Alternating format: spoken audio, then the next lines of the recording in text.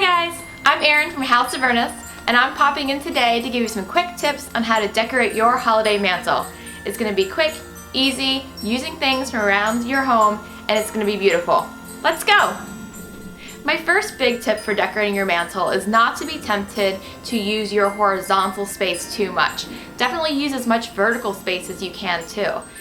I'm going to start out with a mirror to give us some more vertical height in the back of our mantle, and then also we can layer on top of that to create a lot of dimension. We're going to start with this mirror, and we're going to layer on top a wreath. Instead of using a wreath hanger or a door hanger, I'm going to use a command hook so that you can't see it coming over the top of the mirror. Alright, I have a pretty plain boxwood wreath that I just bought at Trader Joe's. It was like $9, and I stuck a plaid ribbon on it. I like the kind of tartany plaid because it goes fairly well with my colonial theme from this year. And I'm just gonna move it aside a little bit to try to stick the wreath on that hook.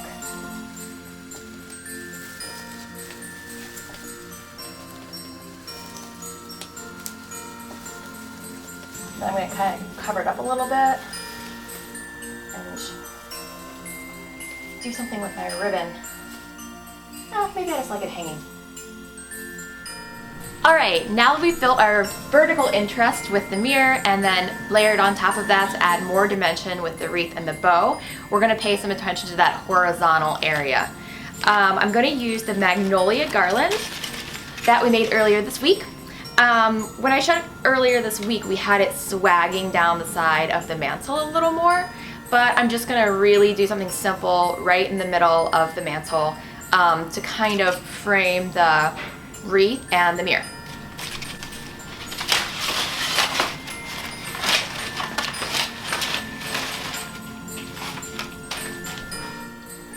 Now that we have our garland up in the mantle, to be quite honest, I could stop there. I love the way you have some lush, you have the gold of the frame on the mirror mixed with the plaid on the pattern. There are a couple different elements here that are working together. You've also covered your horizontal space and vertical space.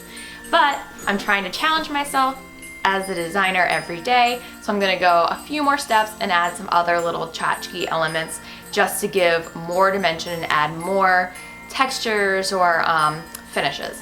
So I'm going to use a mixture of birch logs, faux apples, pine cones, and then I might stick in some little brass turtle doves that I have and see how it all works together.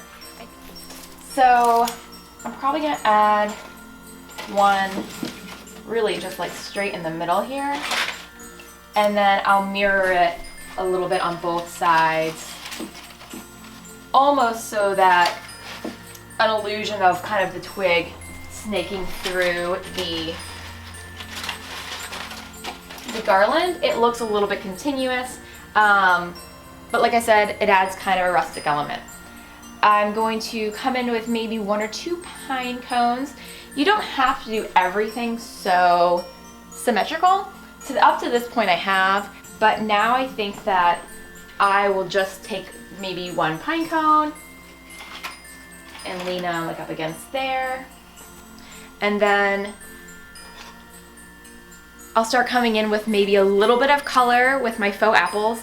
They come just on this kind of little wire stick, and I got them at the floral supply store, but I think you could probably grab them at like Hobby Lobby or something like that.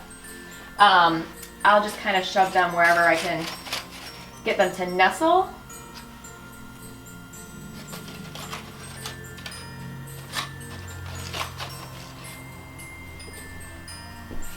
And then maybe one on the other side, since we have this pine cone, just kind of add some other little thing down here. Lastly, I love adding a little something metallic, so I'm going to add in some of these brass turtle doves. Not only are they perfect for the holiday, but they add shine, which I love. I really like how this turned out. I think that it's a good use of the space. It is a great reflection of our colonial theme, but also still kind of adds a fresh, modern touch. And then it's also just really classic as well.